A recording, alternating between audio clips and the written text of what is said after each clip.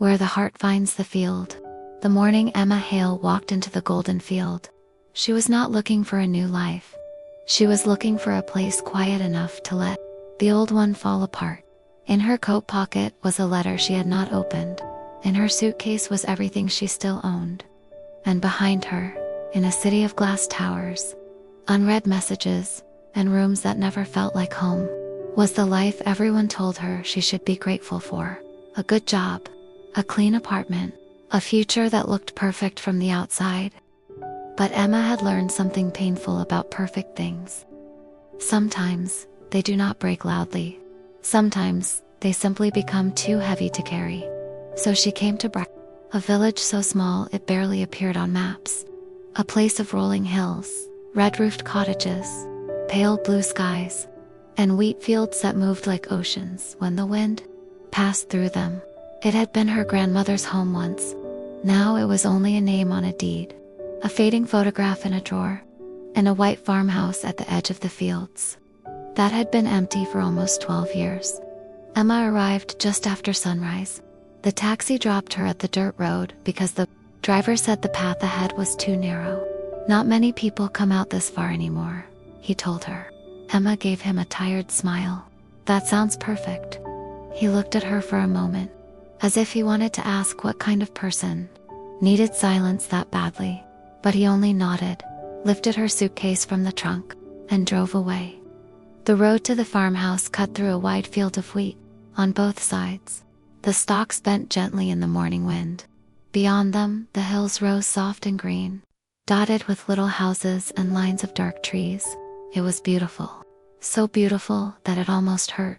Emma stood there for a long moment, unable to move.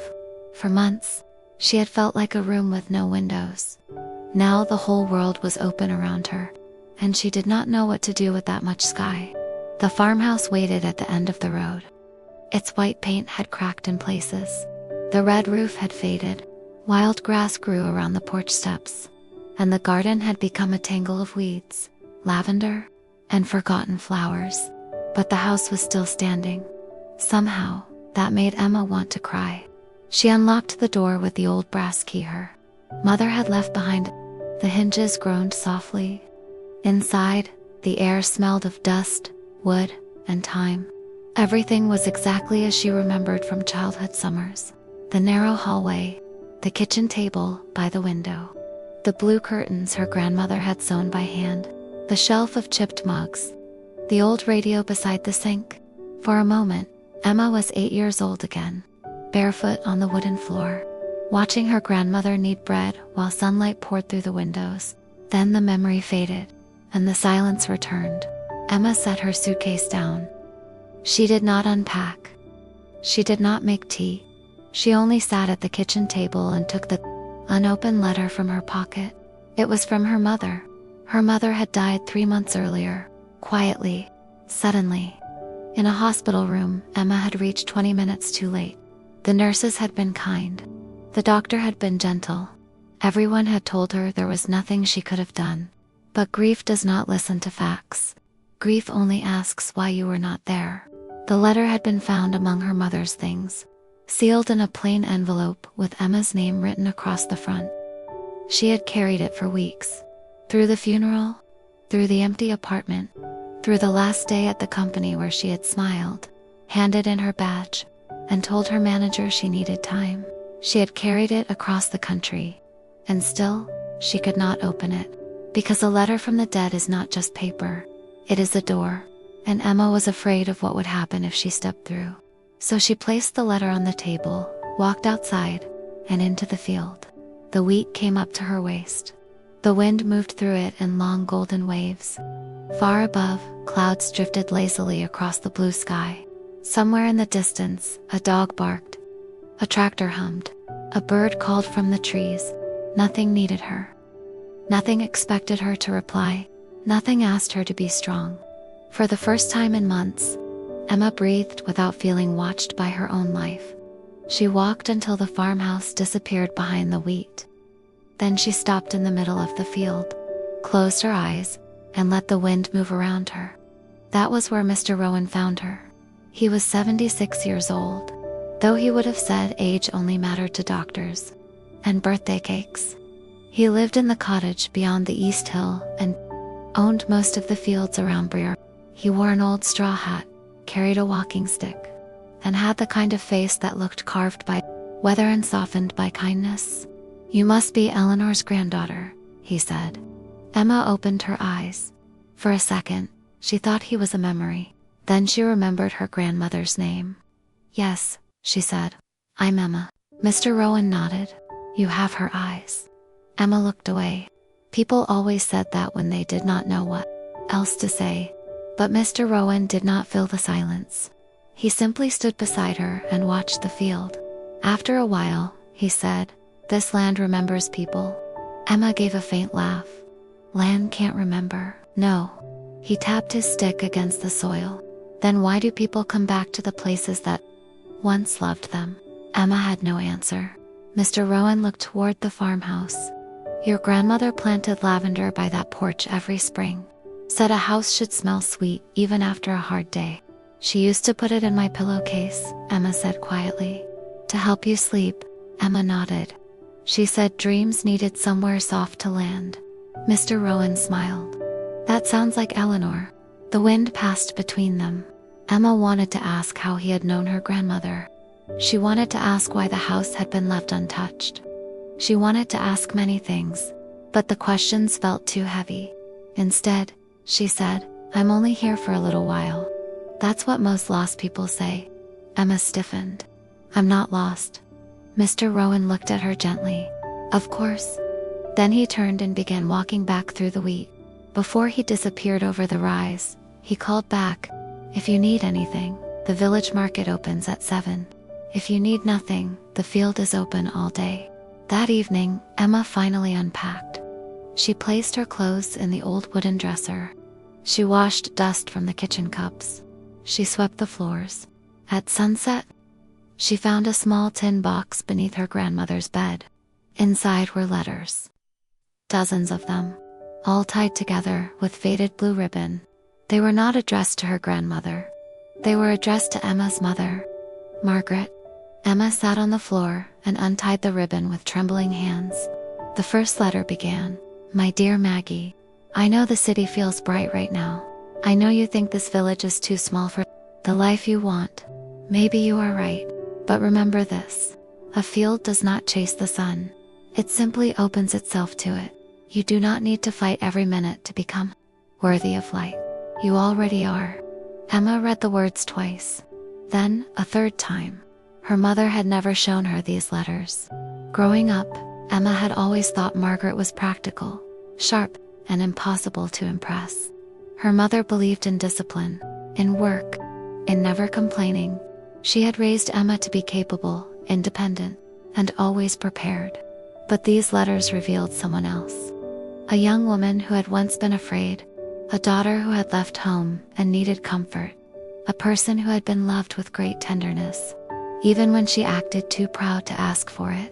Emma spent the night reading, letter after letter. Her grandmother wrote about the seasons. The first snow on the hills, the lambs born in March, the wheat turning gold in July. But beneath every ordinary detail was the same quiet message. Come back when you need to. Not because you failed, but because even strong roots need rain. By the time Emma finished, the sky outside had turned dark. Moonlight lay across the floor. The unopened letter from her mother still sat on the kitchen table. Emma carried the tin box downstairs and placed it beside the envelope.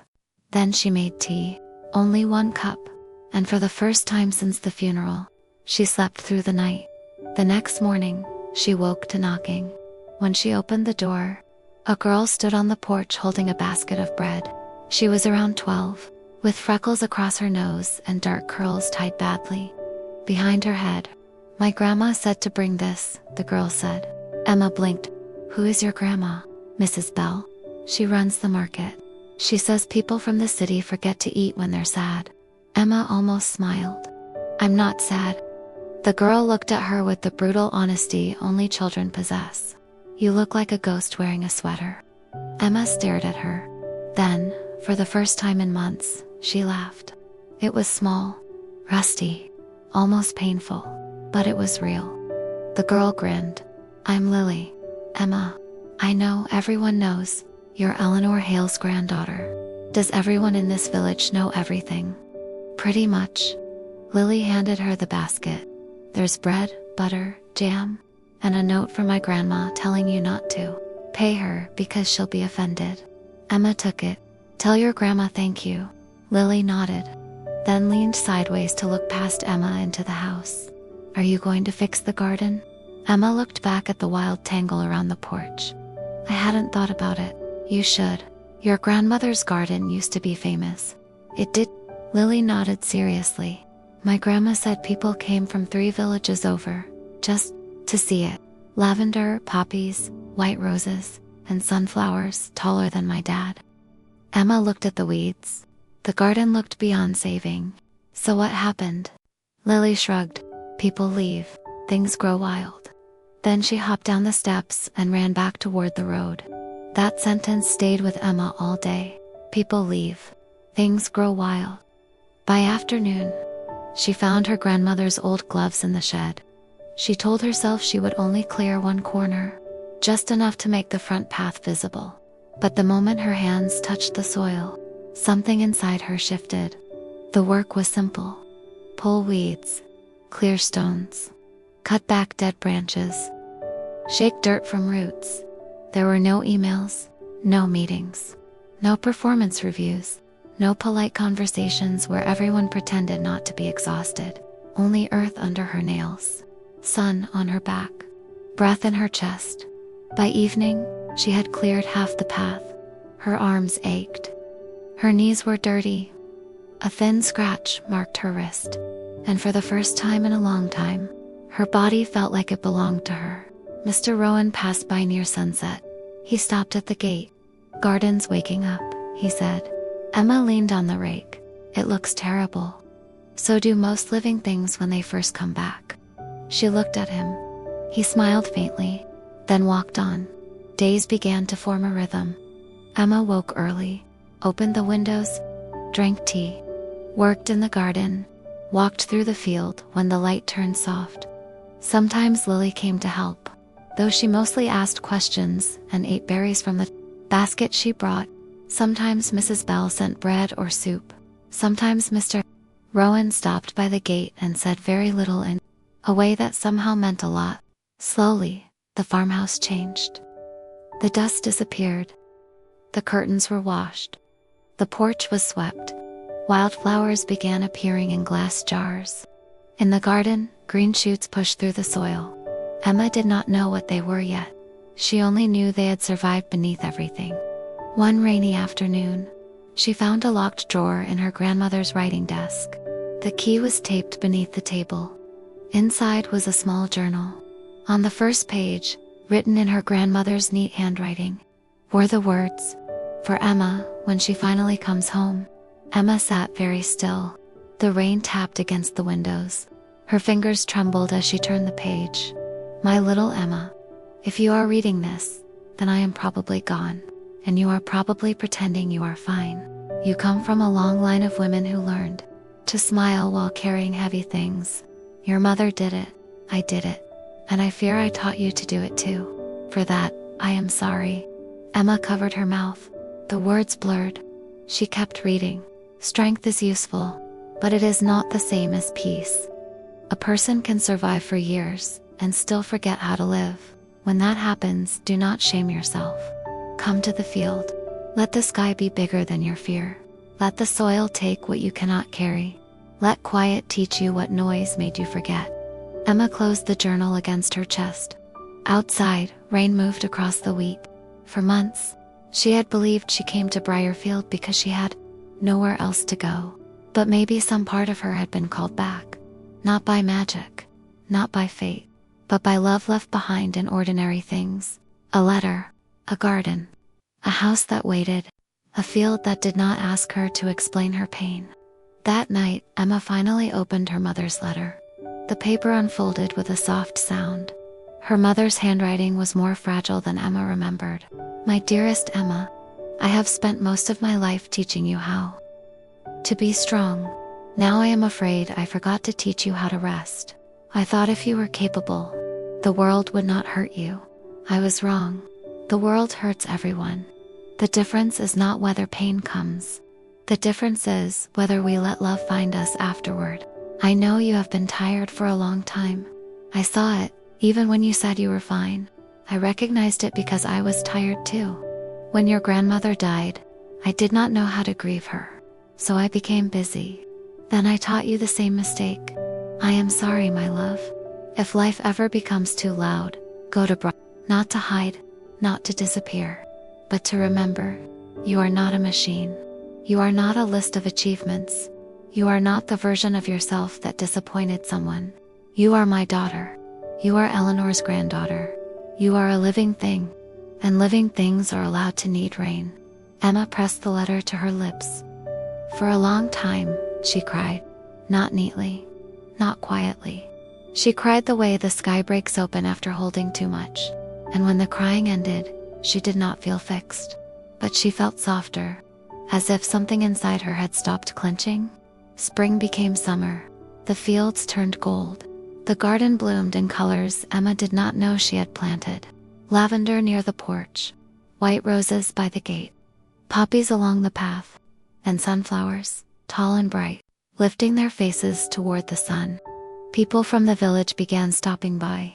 At first, only to look, then to talk, then to sit. Mrs. Bell brought tea. Lily brought friends. Mr.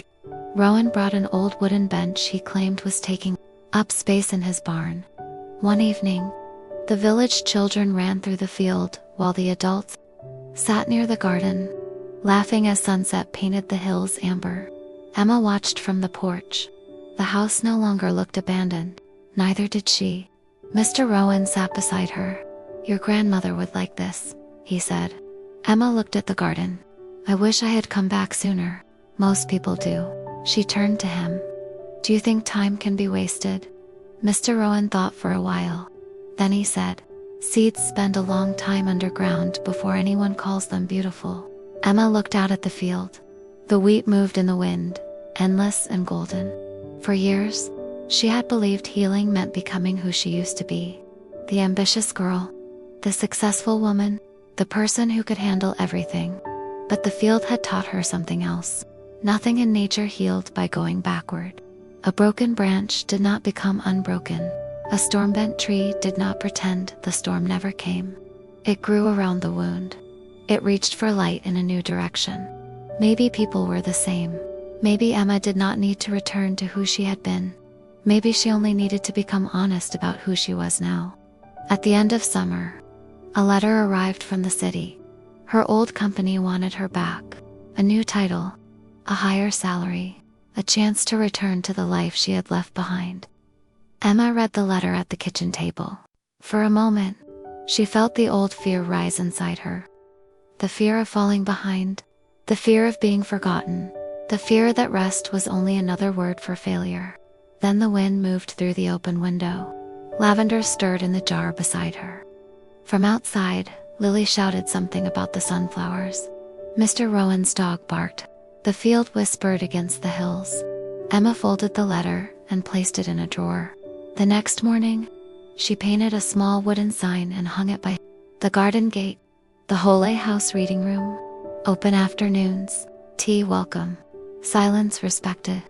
At first, people came because they were curious. Then they came because they needed it. A widower who missed his wife but never said so. A young mother who had forgotten what quiet sounded like. A teenager who hated school but loved poetry. A farmer with tired hands. A nurse who cried behind the lavender and apologized until Emma told her there was nothing to apologize for. People came carrying invisible things. They sat in the garden. They read books from Eleanor's shelves. They drank tea from chipped mugs. They watched the field move. And slowly, one by one, they remembered how to breathe. Years later, when people asked Emma why she stayed in Briarfield, she never gave the whole answer. She did not tell them about the letter in her pocket, or the morning she walked into the wheat field because she wanted the world to stop asking her to be okay. She did not tell them how grief had followed her through the farmhouse door, or how soil, rain, and silence had done what advice never could. She only smiled and said, "The field was kind to me." But on quiet evenings, when the sun lowered over the hills and the wheat shone like gold, Emma would sit on the porch with her grandmother's journal beside her and her mother's letter folded inside it. Lily, older now, would sometimes sit beside her. Mr. Rowan's bench would creak in the wind. The garden would breathe lavender and roses into the warm air. And Emma would understand that healing had never been a single moment. It was not one dramatic sunrise, not one perfect decision, not one day when the pain disappeared forever. Healing was quieter than that. It was opening a window, making tea, pulling one weed, reading one letter, taking one breath, letting one kind person stand beside you in a field, without asking you to explain. It was learning that the heart, like the land, could look empty and still be full of seeds. It was learning that being lost did not mean being ruined. And it was learning that sometimes, when life becomes too loud, the soul does not need a new world. It only needs a place wide enough to remember itself. That was what Briarfield became for Emma. Not an escape, not an ending, but a beginning with softer hands. A place where the wind moved through the wheat like a song. A place where grief could sit down and rest. A place where the sky was wide, the soil was patient, and even the most tired heart could turn, slowly, gently, toward the open field.